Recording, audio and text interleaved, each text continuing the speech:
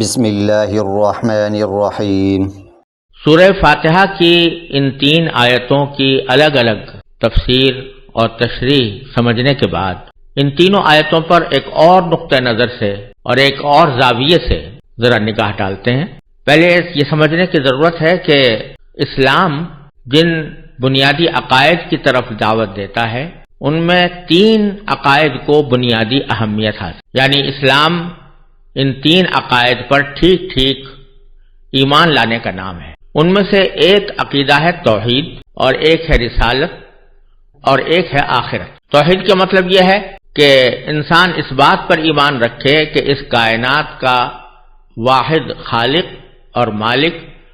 اور معبود صرف اللہ تعالیٰ ہے، اللہ تعالیٰ کے ساتھ کوئی خدائی میں شریک نہیں۔ یہ عقیدہ توحید کہلاتا ہے۔ دوسرا عقیدہ رسالت ہے۔ رسالت کے معنی یہ کہ اللہ تبارک و تعالی بندوں کی ہدایت کے لیے اور ان کی رہنمائی کے لیے اور ان کو دنیا میں زندگی گزارنے کا طریقہ سکھانے کے لیے وقتاً فوقتاً اپنے پیغمبر بھیجتے رہتے ہیں، اور ان پر وحی نازل ہوتی ہے، اور اس وحی کے ذریعے وہ لوگوں کو ہدایت کا راستہ دکھاتے ہیں۔ اور اس رسالت کا اختتام نبی کریم سرور دو عالم سیدنا محمد صلی اللہ علیہ وسلم کی نبوت اور رسالت پر ہوا۔ تیسرا عقیدہ آخرت کہلاتا ہے، اور اس کا مطلب یہ ہے کہ زندگی صرف یہ دنیا کی زندگی نہیں ہے، بلکہ اس دنیا کی زندگی کے بعد ایک آخرت کی زندگی آنے والی ہے جو ابدی ہوگی، ہمیشہ کے لیے ہوگی، کبھی ختم نہیں ہوگی، اور اس میں انسانوں کو اس دنیاوی زندگی میں کیے ہوئے اعمال کا بدلہ دیا جائے گا، اچھے اعمال کا بدلہ اچھے ثواب کی صورت میں، اور برے اعمال کا بدلہ جہنم اور دوزخ کی سزا کی صورت میں۔ یہ 3 اسلام کے بنیادی عقائد ہیں۔ اگر سورہ فاتحہ کی ان 3 ابتدائی آیتوں پر اچھی طرح غور کیا جائے تو در حقیقت ان میں ان 3 بنیادی عقائد کی طرف ایک واضح اشارہ بھی موجود ہے۔ وہ اس طرح کہ پہلی آیت میں توحید کا اشارہ موجود ہے، دوسری آیت میں رسالت کا، اور تیسری آیت میں آخرت کا۔ پہلی آیت میں سب سے پہلے تو الحمدللہ فرمایا گیا، جس کے معنی یہ ہے کہ تمام تعریفیں اللہ کی ہیں، اور اسی سے یہ بات نکل سکتی ہے کہ جب تمام تعریفیں اللہ کی ہیں تو وہ اسی لیے ہیں کہ وہی تنہا خالق و مالک ہے تمام کائنات کا۔ اگر اس کی خدائی میں کوئی اور معاذ اللہ شریک ہوتا تو وہ بھی تعریف کا مستحق ہوتا، لیکن اللہ تبارک و تعالی تنہا تعریف کا مستحق ہے، اس لیے کہ وہ تنہا خدا ہے، وہی معبود ہے، اور اس کے ساتھ خدائی میں کوئی اور شریک نہیں۔ پھر اسی کے اندر دوسرا جو لفظ ہے رب العالمین، الحمدللہ رب العالمین، یعنی وہ تمام جہانوں کا پروردگار ہے، اس میں بھی توحید کی طرف اشارہ ہے، اس لیے کہ اگر اللہ تبارک و تعالی ہی تمام جہانوں کا پروردگار ہے، انسانوں کے جہان کا بھی، جنات کے جہان کا بھی، فرشتوں کے جہان کا بھی، جمادات کا بھی، نباتات کا بھی، ہر چیز کا پروردگار وہ ہے، تو پھر عبادت بھی تنہا اسی کی ہونی چاہیے، اس کے ساتھ کسی اور کو بھی عبادت میں شریک کرنا کسی طرح بھی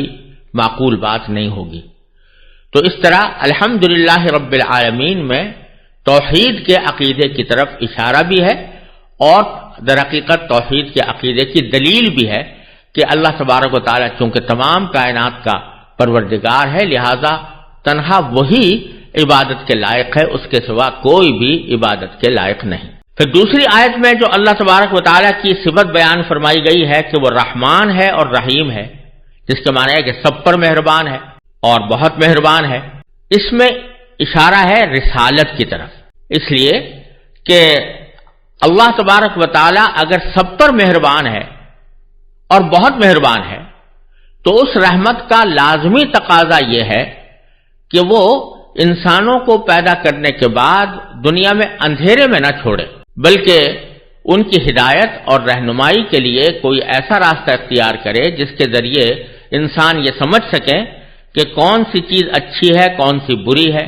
کون سا کام کرنا چاہیے اور کس کام سے بچنا چاہیے۔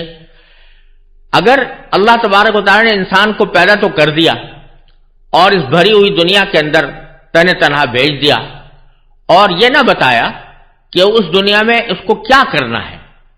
اور کس طرح رہنا ہے، کون سا طریقہ رہنے کا بہتر ہے اور کون سا غلط ہے،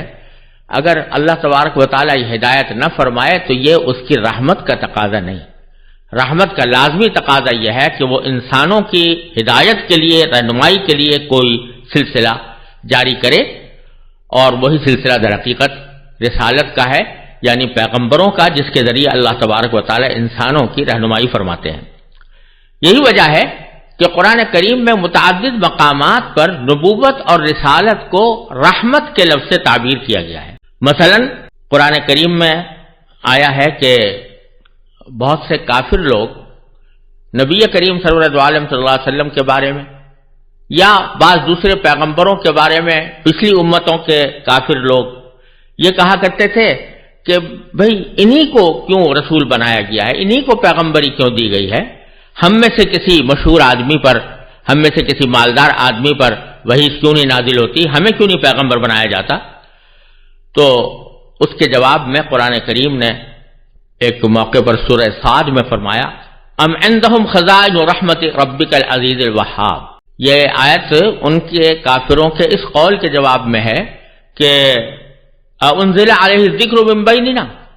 انہوں نے کہا تھا کہ یہ وحی کیا ہم سب لوگوں میں سے صرف انہی محمد صلی اللہ علیہ وسلم پر نازل کی جا رہی ہے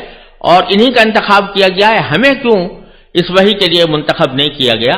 تو اس کے جواب میں اللہ تبارک و تعالیٰ نے سورہ صاد میں فرمایا ام عندہم خزائن رحمت ربک العزیز الوہاب،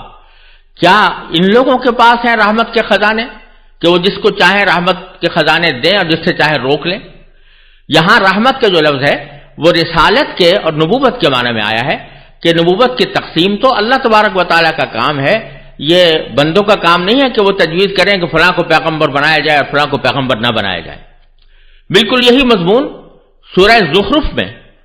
اسی قسم کے اعتراض کے جواب میں اللہ تبارک و تعالیٰ نے فرمایا اہم یقسمون رحمت ربک نحن قسمنا بینہم معیشتہم فی الحیاۃ الدنیا، اور یہ فرمایا کہ کیا یہ لوگ چاہتے ہیں کہ اب پروردگار کی رحمت یہ تقسیم کریں لوگوں میں؟ مراد یہ ہے کہ کیا یہ چاہتے ہیں کہ نبوت اور رسالت کی تقسیم کرنے والے یہ ہوں اور یہ فیصلہ کریں کہ کس کو پیغمبر بنانا ہے اور کس کو پیغمبر نہیں بنانا؟ اور اسی آیت کے آخر میں وَرَحْمَتُ رَبِّكَ خَيْرٌ مِّمَّا يَجْمَعُونَ فرمایا گیا کہ جو مال و دولت ہے اس کی تقسیم بھی اللہ تعالیٰ نے کی ہے،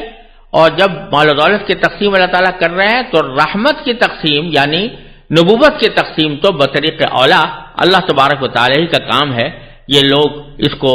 نہیں سمجھ سکتے۔ اسی طرح سورہ ہود میں حضرت نوح علیہ السلام کا ذکر آیا ہے، وہاں پر انہوں نے فرمایا کہ ان کنت علی بینۃ من ربی وآتانی رحمۃ من عندہ، یہاں پر بھی رحمت کا جو لفظ ہے وہ نبوت اور رسالت کے معنی میں استعمال ہوا ہے۔ تو قرآن کریم نے کئی مقامات پر رحمت کو نبوت اور رسالت کے معنی میں استعمال فرمایا ہے، جس میں اس بات کی طرف اشارہ ہے کہ اللہ تبارک و تعالیٰ کی رحمت کا یہ ایک لازمی تقاضا ہے کہ وہ بندوں کی رہنمائی کے لیے وقتاً فوقتاً پیغمبر بھیجتا رہے اور ان پر وحی نازل کرتا رہے، اور اس وحی کے ذریعے باخبر ہو کر پیغمبر لوگوں کو بتائیں کہ کون سا عمل جائز کون سا ناجائز ہے، کس بات سے اللہ تعالیٰ راضی اور کس بات سے ناراض ہوتا ہے۔ اس لیے الرحمن الرحیم کی آیت میں یہ دوسرا اشارہ پیغمبروں کی رسالت کے بارے میں بھی ہے، اور اس سے عقیدہ رسالت کی طرف ایک اشارہ ملتا ہے۔ اور تیسری جو آیت ہے مالک یوم الدین، تو اس میں تو خاص طور پر روز جزا کا ذکر ہے کہ اللہ تعالیٰ روز جزا کا مالک ہے، تو اس میں اسلام کے تیسرے عقیدے یعنی آخرت کی طرف واضح نہ صرف اشارہ بلکہ تصریح فرمائی گئی ہے کہ مرنے کے بعد ایک دوسری زندگی آنے والی ہے اور اللہ تبارک و تعالیٰ ہی اس وقت کے مالک ہوں گے، لہذا اس آیت میں آخرت کا ذکر بھی ہے اور آخرت کی طرف توجہ بھی دلائی گئی ہے، اور انسان کو اس بات کی طرف متوجہ فرمایا گیا ہے کہ وہ اپنی اس دنیا کی زندگی میں آخرت کے لیے تیاری کرے۔ تو ان تین آیتوں میں جو سورہ فاتحہ کی بالکل ابتدائی تین آیتیں ہیں، ان میں اللہ تبارک و تعالی نے ایک طرح سے اسلام کے بنیادی تین عقیدوں توحید، رسالت اور آخرت تینوں کا بھی ذکر فرما دیا ہے اور ان کی طرف اشارہ فرما دیا ہے کہ کیونکہ یہی عقیدے در حقیقت سارے دین کی بنیاد ہیں اور انہی کے اوپر تمام اسلام کے احکام گھومتے ہیں۔ اس لیے سورہ فاتحہ کی بالکل ابتدا میں ان کی طرف اشارہ کر دیا گیا ہے، کیونکہ سورہ فاتحہ در حقیقت پورے قرآن کریم کا خلاصہ بھی ہے اور پورے قرآن کریم کی تمہید بھی ہے۔ مزید ویڈیوز دیکھنے کے لیے ہمارے چینل کو سبسکرائب کریں۔